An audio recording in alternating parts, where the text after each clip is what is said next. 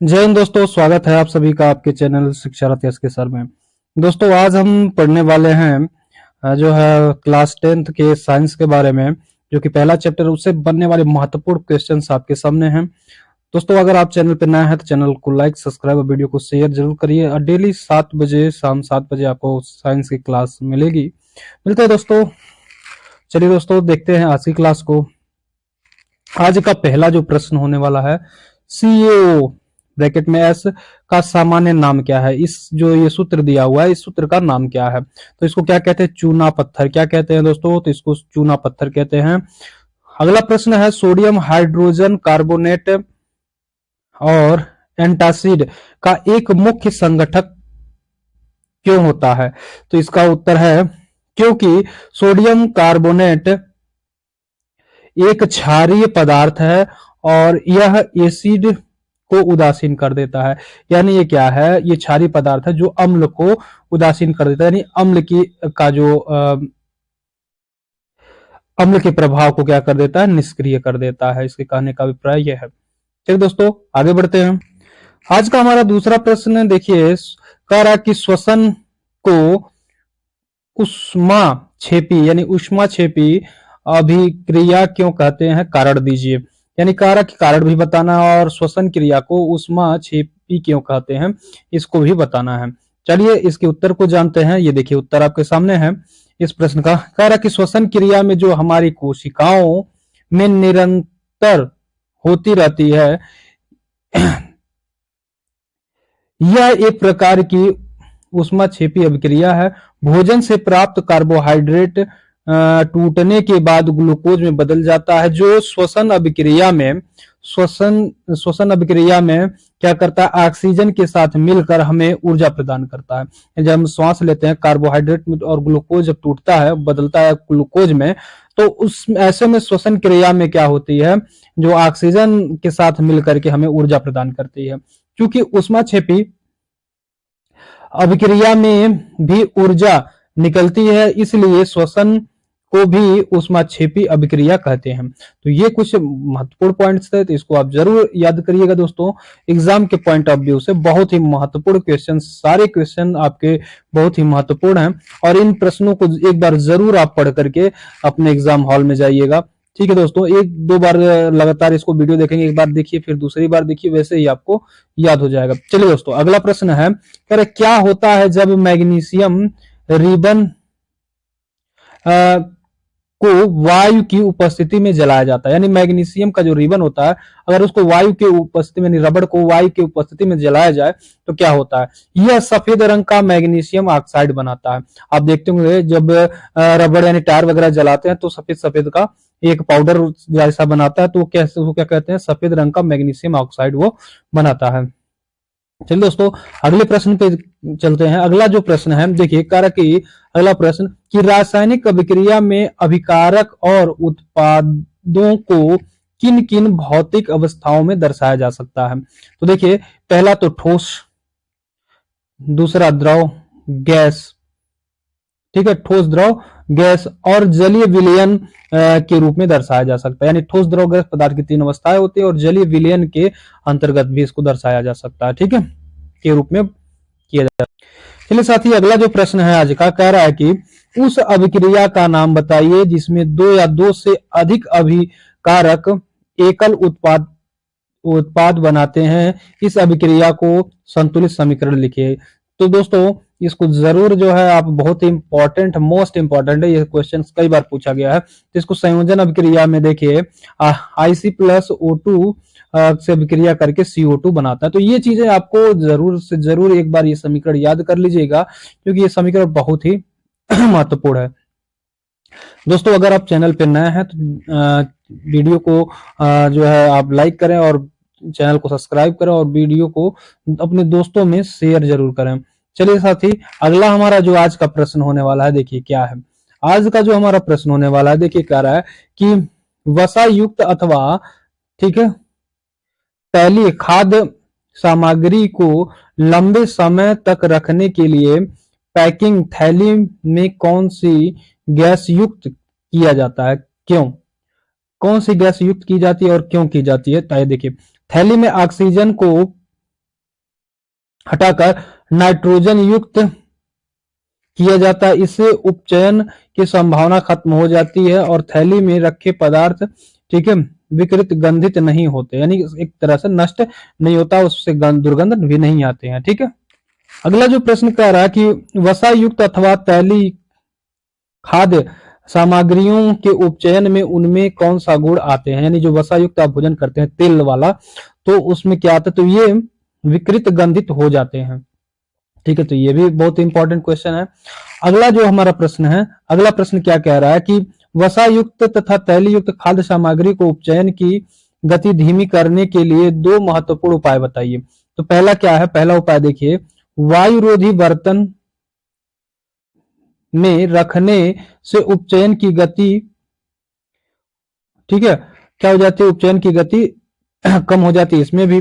और थैली में ऑक्सीजन को हटाकर नाइट्रोजन युक्त करने से उपचयन की संभावना खत्म हो जाती है। तो ये दो प्रकार हैं, एक तो उसमें वायु के संपर्क में यानी ढक करके उसको रखना चाहिए, दूसरा पॉलीथीन में से ऑक्सीजन को, जो प्लास्टिक होता है उसमें ऑक्सीजन से निकाल करके थैली को नाइट्रोजन उसमें रख दिया ताकि वो चीजें नष्ट ना हो। अगला जो हमारा प्रश्न है, देखिए क्या कह रहा है कि उस अभिक्रिया का नाम लिखिए जिसमें अभिकारकों के बीच आयनों का आदान प्रदान होता है। तो उस क्रिया का नाम पूछ रहा है जिसके बीच अभिकारकों का के आयनों का आदान प्रदान होता है, तो उसे क्या कहते हैं, द्विविस्थापन अभिक्रिया कहते हैं। तो इसका उत्तर क्या हो जाएगा, द्विविस्थापन अभिक्रिया। अगला है रासायनिक अभिक्रिया किसे कहते हैं। देखिए ऐसी प्रक्रिया में जिनमें नए गुणों वाले पदार्थ का निर्माण होता है रासायनिक अभिक्रिया कहलाती है। जैसे दूध दही का बनना, दूध से दही का बनना, लोहे पर जंग का लगना, तो इत्यादि ये चीजें जो हैं आपकी इसके अंतर्गत आती हैं। अगला ऐसा आती है कि रासायनिक समीकरण किसे कहते हैं। बहुत ही इंपॉर्टेंट प्रश्न है और ये प्रश्न कई बार पूछा जा चुका है आपके एग्जाम में। देखिए ये प्रश्न कहना क्या चाह रहा है कि रासायनिक समीकरण क्या है। देखिए जब किसी रासायनिक अभिक्रिया को संकेतों अथवा सूत्रों के माध्यम से व्यक्त किया जाता है तो उसे रासायनिक समीकरण कहते हैं। जैसे 2H प्लस OH2O, ठीक है, तो ये चीजें आप देख रहे हैं, ये रासायनिक अभिक्रिया है। ठीक है, तो रासायनिक अभिक्रिया या रासायनिक समीकरण आप समझ गए हैं। चलिए अगला है रासायनिक समीकरण के कितने भाग होते हैं। तो देखिए रासायनिक समीकरण के दो भाग होते हैं। पहला अभिकारक, रासायनिक अभिक्रिया में भाग लेने वाले पदार्थ होते हैं जिसको हम क्या कहते हैं, अभिकारक कहते हैं। वहीं दूसरा जो होता है आपका उत्पादक, ठीक है, उत्पाद होता है। अभिक्रिया से उत्पन्न पदार्थ उत्पाद कहलाते हैं। उदाहरण के लिए जैसे देखिए C+O2 से क्रिया करके क्या बनाया जाता है, CO2। ठीक है, तो ये अब ये क्या है, C+O2 ये आपका क्या है, अभिकारक है, और CO2 आपका उत्पाद यानी उत्पन्न क्या हो, कार्बन डाइऑक्साइड। CO2 से मिलकर के आपका ये C+O2 से मिलकर के आपका कार्बन डाइऑक्साइड बन जाता है, तो ये आपका उत्पाद हो गया। अगला जो प्रश्न है असंतुलित रासायनिक समीकरण किसे कहते हैं। तो तीर के बाईं ओर, यहां पे आप देख रहे हैं बाईं ओर और दाईं ओर तत्वों के परमाणु की संख्या समान नहीं हो ऐसे समीकरण को असंतुलित समीकरण कहते हैं। ठीक है, जैसे यहां पे देख रहे हैं, जैसे 2mg प्लस O2, यहां पे देखिए क्या है, MgO, ये 2mg प्लस 2O ये अभिकारक है और ये उत्पाद है Mg2O। अब इसमें देखिए क्या है, इसमें मैग्नीशियम है और ये ऑक्सीजन है। अब देखिए इसमें दोनों के जो परमाणु भार हैं, परमाणु क्रमांक है, दोनों में समान नहीं है दोनों तरफ। यहाँ पे जो एरो लगा हुआ है, एरो में दोनों तरफ आप यहाँ पे देख पा रहे हैं, एरो में यहाँ पे देखिए यहाँ पे एरो लगा हुआ है, तो ये एरो के दोनों तरफ जो है परमाणु भार समान नहीं है, जिस वजह से ये असंतुलित है। आगे देखिए, यहाँ देखिए जैसे मैग्नीशियम, मैग्नीशियम में अभिकारक में 2 है और उत्पाद में मैग्नीशियम में 1, इसके जो है क्या है, परमाणु संख्या इसकी 1 है, लेकिन वहीं अभिकारक में परमाणु संख्या कितनी, 2, यानी यहाँ पे देख पा रहे हैं मैग्नीशियम की 2 परमाणु दिए गए हैं। वहीं ऑक्सीजन में अभिकारक में 2 परमाणु दिए गए हैं, O2 कहा जा रहा है तो 2 परमाणु हैं। वहीं जो है उत्पाद में, ये जो उत्पाद है, उत्पाद में देखिए 1 है, तो दोनों में अलग अलग है, तो इसको हम असंतुलित कहते हैं। तो संतुलित और असंतुलित आप समझ गए। जब एरो जो ऐसे एरो बनाया रहता है, अगर दोनों तरफ के परमाणु क्रमांक अगर इधर 2 दिया है और इधर भी 2 है, तो ऐसे में 2 के अलावा 4, 10, 12 जो भी हो, ठीक है, जो परमाणु क्रमांक दोनों में इधर बराबर होंगे उसी को हम संतुलित कहेंगे, अन्यथा वो असंतुलित हो जाएगा। अगला प्रश्न है यौगिक किसे कहते हैं। देखिए, 2 या 2 से अधिक परमाणुओं के मेल से बने पदार्थ को यौगिक कहते हैं एवं ये हमेशा निश्चित अनुपात में होते हैं। यानी कहने का मतलब क्या, 2 या 2 से अधिक पदार्थ जो कि निश्चित अनुपात में मिले हों उसी ही हम क्या कहते हैं, यौगिक कहते हैं। जैसे H2O, ठीक है, इसमें जल बना रहा है H2O, यानी हाइड्रोजन और ऑक्सीजन मिलकर के जल। वैसे H2SO4, ठीक है, CuSO4 एंड AlO3, ठीक है। तो यहाँ पे ये जो क्या है, 2 या 2 से अधिक तत्व मिलकर के निश्चित अनुपात में मिलकर के यौगिक बनाते हैं। तो ये कुछ एग्जाम्पल थे, तो 2-4 एग्जाम्पल आप लिख सकते हैं यहाँ से। ये भी एग्जाम के पॉइंट ऑफ व्यू से बहुत ही अच्छा प्रश्न है। चलिए अगला जो आज का प्रश्न है, हम उसकी तरफ आपको लिए चलते हैं।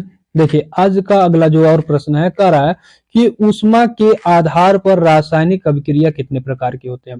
बहुत ही महत्वपूर्ण प्रश्न है। कह रहा है कि ऊष्मा के आधार पर रासायनिक अभिक्रिया कितने प्रकार की होती है। तो देखिए, ऊष्मा के आधार पर रासायनिक अभिक्रिया 2 प्रकार की होती है। पहला जो प्रकार है ऊष्मा शोषी अभिक्रिया और दूसरा क्या है, ऊष्मा क्षेपी अभिक्रिया। तो ये 2 प्रकार बहुत ही महत्वपूर्ण, दोनों नाम आप याद रखिएगा। चलिए अगला जो हमारा आज का प्रश्न है, कह रहा है कि ऊष्मा शोषी अभिक्रिया की परिभाषा उदाहरण सहित बताइए।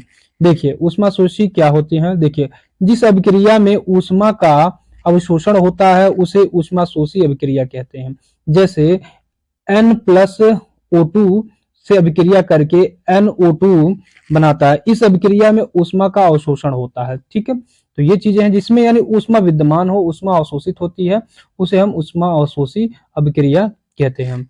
चलिए नेक्स्ट पेज पे आपके चलते हैं। चलिए अगला पेज पे देखिए, बहुत ही अच्छा प्रश्न आपके सामने है। देखिए, ये प्रश्न क्या कह रहा है कि ऊष्मा क्षेपी अभिक्रिया की परिभाषा देते हुए उसको उदाहरण सहित दीजिए, मतलब उदाहरण भी बताना है इसमें। ऊष्मा शोषी आप देख लीजिए, ऊष्मा क्षेपी देख लीजिए कि जिस अभिक्रिया में ऊष्मा निकलती है उसे ऊष्मा क्षेपी अभिक्रिया कहते हैं। जैसे C+O2 यानी CO2, यानी इसमें से ऊष्मा क्या होती है, बाहर निकलती है, तो इसमें को क्या कहते हैं, ऊष्मा क्षेपी।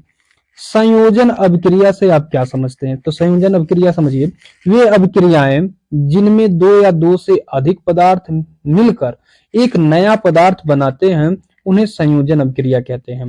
जैसे 2Mg+O2 2MgO, ठीक है। तो ये चीजें इसके यानी इससे अभिक्रिया करके मैग्नीशियम के 2 अणु और ऑक्सीजन के 1 परमाणु बनाते हैं।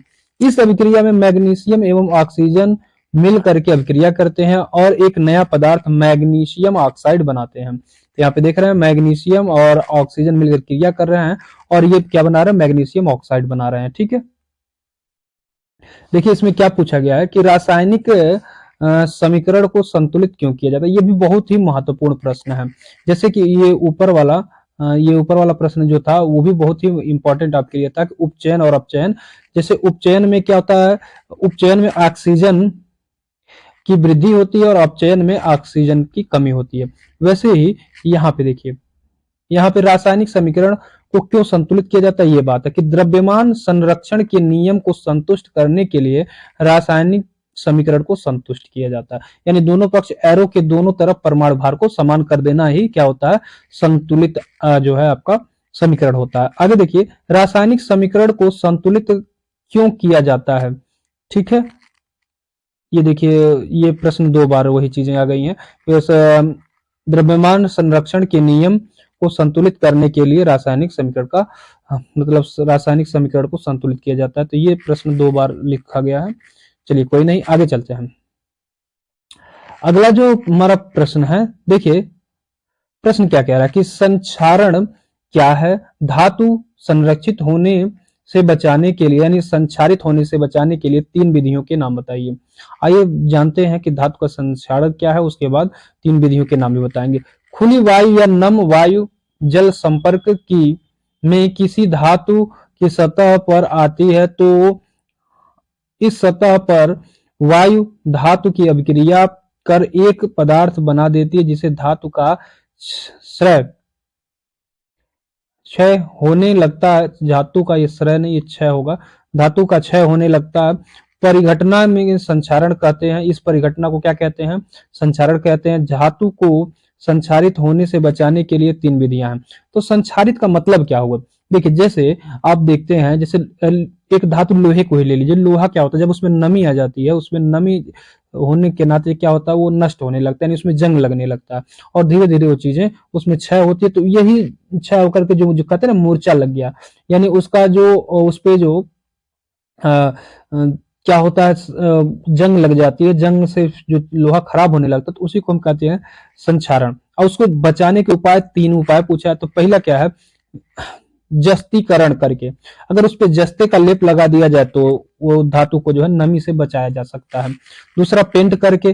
पेंट अगर करके देखते हैं ना, लोहे को वगैरह को पेंट कर दिया ताकि जो है धूप गर्मी बरसात जो उसमें आती है तो उसमें नमी नहीं पकड़ता और चीजें नष्ट नहीं होती है। वहीं तेल या ग्रीस लगा करके भी उसको संचार, जैसे मान लीजिए जहां आप दुकान पे खरीदने जाते हैं लोहे को, तो वहां तो पेंट करके रखा नहीं रहता है, वहां पे क्या रहते हैं, थोड़ा हल्का सा वो तेल वगैरह जो खराब तेल होता है उसको लगा देते हैं, लेप थोड़ा सा कचड़े वाला, ताकि वो चीजें नष्ट नहीं होती हैं, उसमें क्या होता है, जंग नहीं लगता है। चलिए अगले प्रश्न की ओर बढ़ते हैं हम। अगला आज का बहुत ही महत्वपूर्ण प्रश्न है। देखिएगा आप लोग। देखिए ये क्या कह रहा है अगला प्रश्न, कि वायु में जलने से पहले मैग्नीशियम रिबन को साफ क्यों किया जाता है? आइए बताते हैं। वायु में जलने से पहले मैग्नीशियम रिबन को साफ इसलिए किया जाता है ताकि ताकि उसके ऊपर सतह के धूल कण हट जाएं, जिसमें इसकी सतह प्रत्यक्ष रूप से वायु के संपर्क में आ जाए। नहीं तो वो जब सतह बिल्कुल वायु के संपर्क में नहीं आएगी तो आग वहां पे नहीं जलेगी। अगला प्रश्न क्या कह रहा है, कि उस अभिक्रिया का नाम बताइए जिसमें किसी पदार्थ से ऑक्सीजन निष्कासित होता है। तो वो क्या है? अवकरण अभिक्रिया। अवकरण अभिक्रिया में क्या होता है? अवकरण अभिक्रिया में ऑक्सीजन निष्कासित होता है। चलिए आज के आखिरी प्रश्न की ओर हम लोग बढ़ते हैं। बहुत ही महत्वपूर्ण प्रश्न ये भी है। देखिए कह रहा है क्या, कि तापीय, ठीक है, तापीय वियोजन क्या है और इसका एक उदाहरण दीजिए। देखिए ऐसी अभिक्रिया जिसमें गर्म करने पर कोई पदार्थ 2 या 2 से अधिक पदार्थों में विघटित हो जाता है उसे तापीय वियोजन कहते हैं। कहने का मतलब जिसको ऊष्मा दे करके, गर्म करके, जिनमें जो है धातुओं को विघटित किया जाए, वही क्या है? तापीय वियोजन है। ठीक है, उदाहरण के लिए कैल्शियम कार्बोनेट गर्म करने पर कैल्शियम ऑक्साइड तथा कैल्शियम डाइऑक्साइड में विघटित हो जाता है। तो आई होप दोस्तों आपको वीडियो पसंद आएगा, तो चैनल को लाइक और वीडियो को शेयर जरूर करें। मिलते हैं दोस्तों नेक्स्ट वीडियो में।